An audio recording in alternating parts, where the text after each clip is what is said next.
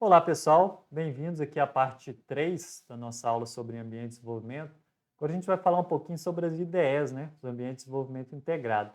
O que é uma IDE, ou ambiente de desenvolvimento integrado? É um conjunto de software que vai combinar várias ferramentas em uma única interface, né? Então você tem o editor de código, você tem o compilador, tudo na mesma ferramenta, tá?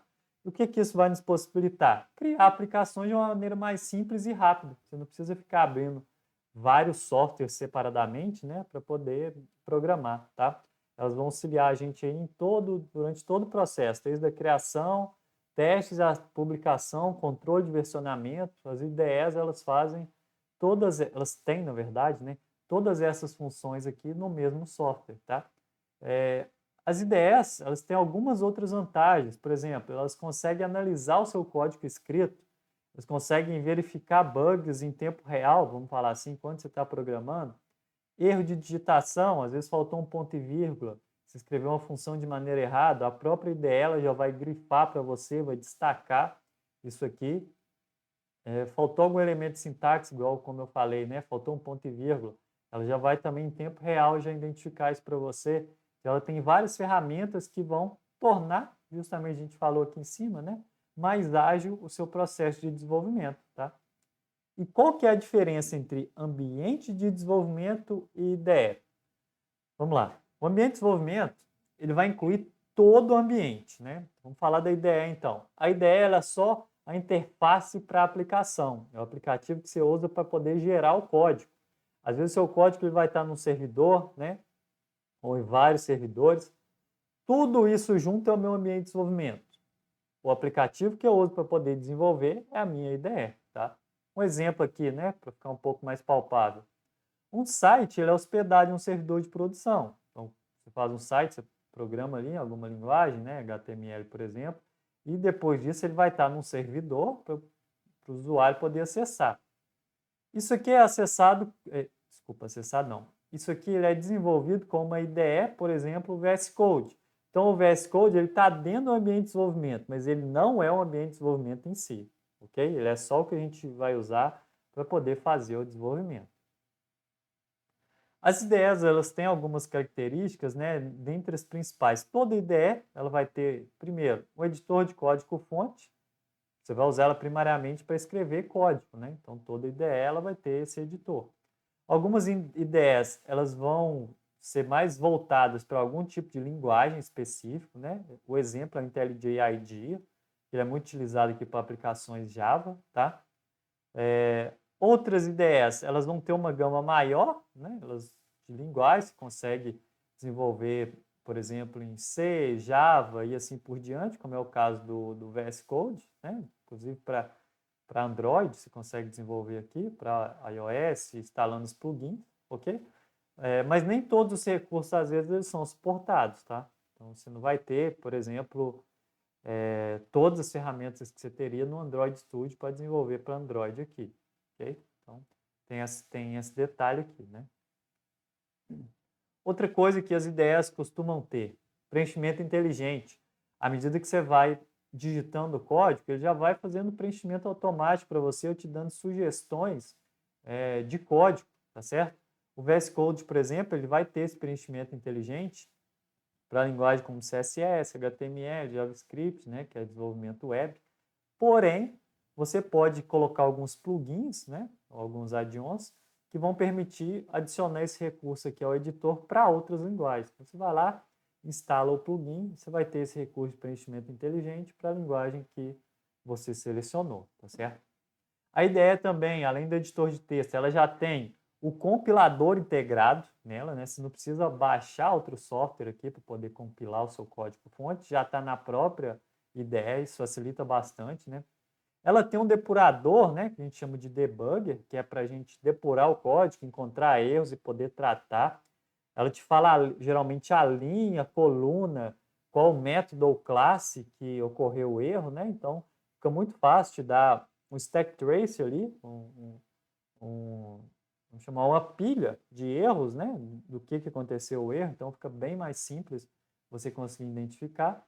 E ela também consegue gerar código automaticamente, né? Já tem alguns trechos pré-definidos. principalmente para linguagens que são muito verbosas, que você tem que escrever muito, como é o caso do Java, né? Ele vai te dar maior agilidade nisso aqui, ok?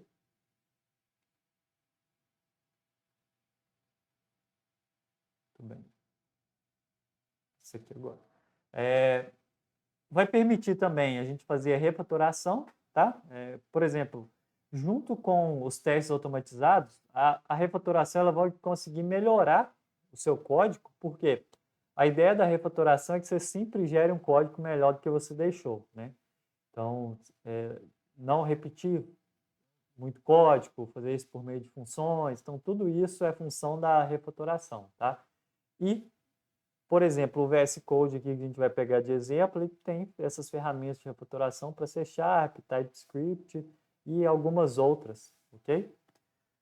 E, por último, o controle de versão, né? Uma das principais características que é interessante é você fazer o versionamento do seu código, ou seja, você controlar as versões. Na minha versão eu tinha uma funcionalidade, depois gerei outra funcionalidade, eu vou colocar numa outra versão. Então, você vai gerando versões e ter a possibilidade de voltar para uma versão anterior ou verificar uma versão anterior do código, né?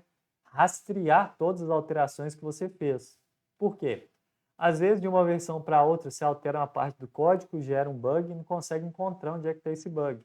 Então, o que você pode fazer? Às vezes é mais fácil você voltar para a versão anterior do que tentar encontrar o erro na versão atual, né? Então, você pode ir lá por meio do versionamento de código, do controle de versão e mandar atualizar para uma versão anterior e a partir dali você desenvolver novamente, tá? A gente já falou disso aqui, a IDE ela pode ser estendida por meio de plugins, às vezes a IDE vem, vamos falar, meio seca, né? Sem muitas funcionalidades, você consegue ir aplicando funcionalidades por meio de plugins, então você vai colocando, por exemplo, diferentes linguagens de programação, diferentes características, por exemplo, controle de versionamento, geração automática de código, tudo isso por meio de plugin, ok? Aqui, então, a gente tem um quadro comparativo das ideias, né? Comparando as vantagens e desvantagens de poder usar. Por exemplo, a ideia ela vai aumentar a produtividade, porque, igual a gente falou, vai estar tudo integrado no mesmo ambiente, né? Você não precisa ficar alterando entre diferentes softwares para poder fazer teste, desenvolvimento, depuração e assim por diante. Com isso, você vai acabar tendo uma redução de custo, né? Porque você não precisa a redução de custo aqui muito no sentido de tempo, né? Vai economizar bastante tempo. Você consegue medir, inclusive, desempenho, você tem algumas ferramentas aí dentro da IDE que conseguem fazer essas medições, ou mesmo do software, né? Tanto desempenho de desenvolvimento quanto desempenho do programa que você está, do aplicativo que você está desenvolvendo. E também ela permite fazer a depuração de uma maneira bem mais simples aqui do que seria simplesmente caçando código, dando printf, esse tipo de coisa, né? Fazendo esse debug por meio de visualização em tela. Desvantagens aqui, né?